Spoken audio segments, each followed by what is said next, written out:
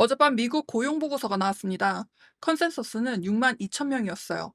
결과는 11만 5천 명, 거의 2배 가까이 나왔습니다. 시장은 환호했는데요. S&P 500은 0.84% 올라 7,398로 사상 최고고요. 나스닥은 1.71% 뛰어 26,247포인트로 역시 사상 최고입니다. 6주 연속 상승이에요. 그런데 같은 날 미 해군 전투기가 이란 유주선 두 척을 타격해 무력화했습니다. 아랍에미리트에는 이란발 미사일과 드론이 날아왔습니다. 소비자 심리는 역대 최저로 떨어졌고요. 사상 최고를 찍는 증시와 역대 최저로 떨어진 소비 심리, 같은 날에 일어난 일입니다. 이걸 어떻게 읽어야 하는지가 오늘의 핵심이에요. 나나의 시선에서 놓치면 안 될 데이터를 확인하세요. 4월 비농업 고용 11만 5천 명, 컨센서스 6만 2천 명을 크게 웃돌았습니다. 실업률은 4.3%로 유지됐고 3월 수치도 17만 8천 명에서 18만 5천 명으로 상향 조정됐습니다. 두 달 연속 고용 증가가 나온 건 거의 1년 만이에요. 업종별로 보면 의료가 3만 7천 명, 운수창고가 3만 명, 소매가 2만 2천 명 늘었어요. 반면 연방정부는 9천 명 감소, 정보서비스업도 1만 3천 명이 줄었습니다. 그런데 시장이 진짜 반응한 건 따로 있는데요. 시간당 평균 임금이 전월 대비 0.2%, 전년 대비는 3.6% 올랐는데 둘 다 예상을 밑돌았습니다. 컨센서스가 0.3%와 3.8%였거든요. 이게 왜 중요하냐면요. 고용은 강한데 임금 상승률은 예상보다 낮았습니다. 연준 입장에서 이건 노동시장이 버티고 있지만 임금빨 인플레 압력은 크지 않다는 뜻이에요. 물론 이 숫자가 너무 강하면 금리 인하 기대는 더 후퇴합니다. 그래서 시장이 좋아한 건 고용 숫자 자체가 아니라 임금이 예상보다 덜 올랐다는 조합이에요. 시장은 이걸 최선의 시나리오로 읽은 거죠. 나스닥 1.71% 상승이 시장의 해석을 보여줍니다. 기술주, 특히 AI 관련주가 다시 달렸어요. AMD가 11% 넘게 올라 이번 주만 20% 가까이 뛰었고, 마이크론도 15.5% 급등했습니다. 그런데 다른 시각도 있는데요. 임금 상승률이 컨센서스보다는 낮았지만 3월 3.5%에서 4월 3.6%로 오히려 올랐거든요. 이걸 보면 임금 압력이 완전히 꺼진 건 아니다. 노동시장이 여전히 강하다는 해석도 가능합니다. 실제로 고용보고서 발표 후에 6월 FOMC 금리 동결 확률은 96.9%까지 올랐고요. 금리 인하 기대는 사실상 사라졌습니다. 주류 해석은 동결 장기화에 가깝지만 다음 CPI가 높게 나오면 인상 논의까지 다시 거론될 수 있습니다. 채권 시장도 같은 메시지를 내고 있어요. 금요일 미국 10년물 국채 금리는 4.38%, 2년물은 3.9%로 마감했습니다. 10년물과 2년물 금리 차이, 장단기 스프레드는 0.48%포인트예요. 30년물은 4.95%까지 올라갔습니다. 시장은 연준이 당분간 3.5에서 3.75%의 기준금리를 유지할 것으로 보고 있는데 연내 인하 확률은 20% 수준으로 줄었습니다. 채권 시장이 금리 인하는 없다고 말하고 있는 겁니다. 어느 쪽이 맞는지 진짜 방향성은 다음 주에 확인됩니다. 한국 시간으로 5월 12일 9시 30분에 미국 4월 CPI가 나오거든요. 3월이 3.3%였는데 더 올라갈 것으로 예상되고 있습니다. 이 숫자가 올라가면 골디락스가 아니라 스태그플레이션 우려로 읽을 수 있습니다.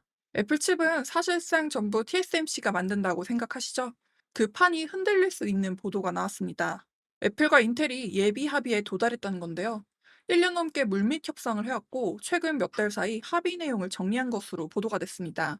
보도대로 최종 합의가 이루어지면 인텔이 애플 디바이스에 들어가는 일부 칩을 제조하게 됩니다. 어떤 제품인지는 아직 공개되지 않았지만 앞선 보도에 따르면 맥, 아이패드용 메인 프로세서 가능성도 거론됐어요. 인텔 주가가 하루 만에 13.96%가 뛰었는데요. 올해 들어 200% 넘게 올랐습니다. 이게 왜 중요하냐면요.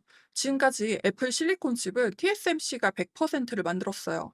근데 애플의 칩이 미국 안에서도 만들어질 수 있다는 거죠.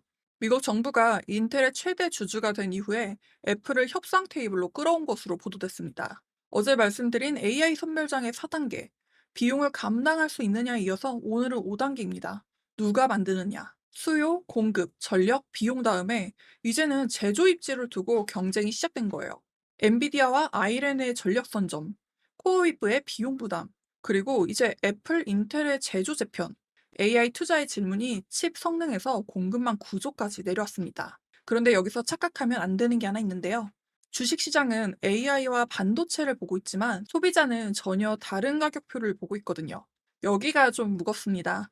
미 시간대 소비심리 5월 예비치가 48.2로 나왔어요. 기존 2022년 6월 저점을 깨고 역대 최저까지 내려왔습니다. 4월 45.8에서 또 떨어진 거예요. 2022년 그때는 인플레가 9%였거든요. 지금 인플레는 훨씬 낮은데 심리는 더 나쁩니다. 1년 뒤 인플레 기대는 4.5%, 4월은 4.7%에서 살짝 내렸지만 전쟁 전인 2월 3.4%와 비교하며 한참 높은 수준인 거죠. S&P 500은 사상 최고, 소비 심리는 역대 최저. 같은 날이라고 말씀을 드렸죠. 이 괴리를 어떻게 읽어야 할까요? 지금 시장을 끌어올린 건 AI 실적입니다. 빅테크 기업들이 강한 실적을 내고 그게 지수를 밀어올리고 있는 거예요. 반면 소비자가 체감하는 건 휘발유 가격입니다. 캘리포니아 휘발유가 갤런당 6달러를 넘었어요. 주유소에서 느끼는 물가와 증시 신고가 사이의 간극이 벌어지고 있는 겁니다. 제가 계속 말씀드려온 구조가 여기서도 보이는 건데요. 기름값이 오르면 물가가 오르고, 물가가 오르면 소비가 눌리고, 소비가 눌리면 결국 기업 실적에도 돌아옵니다.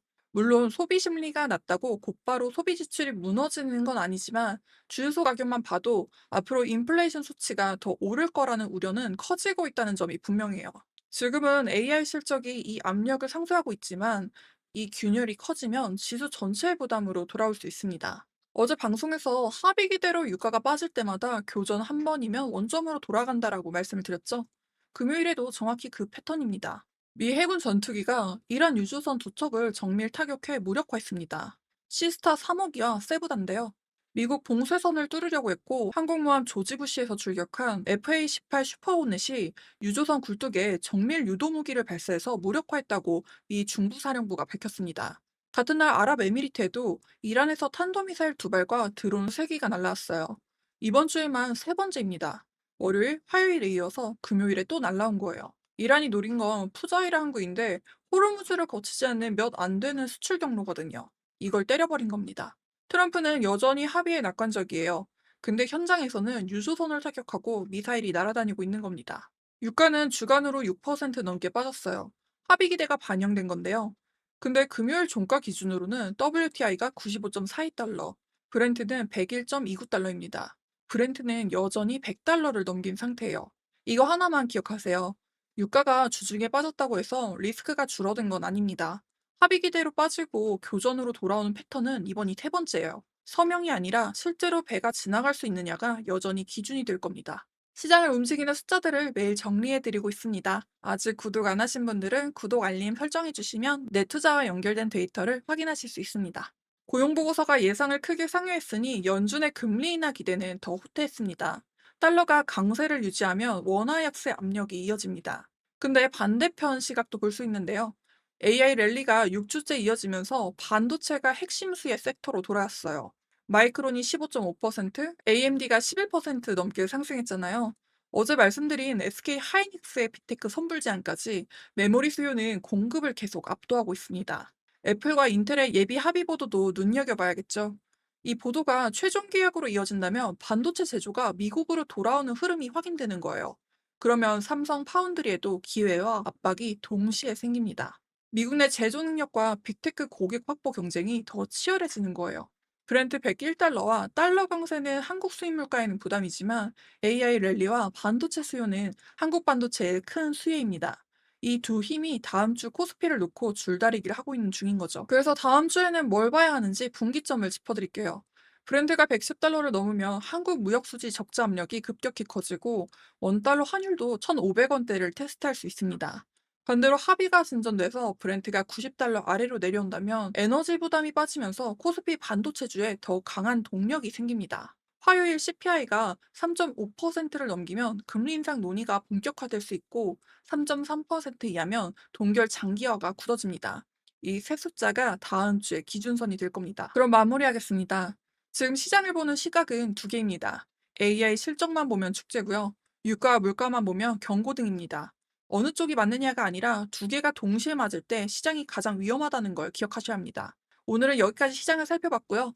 양질의 데이터를 제공해 드릴 수 있도록 구독, 좋아요, 알림 설정 부탁드릴게요. 주말 잘 보내시고 저는 화요일에 다시 찾아뵙겠습니다. 감사합니다.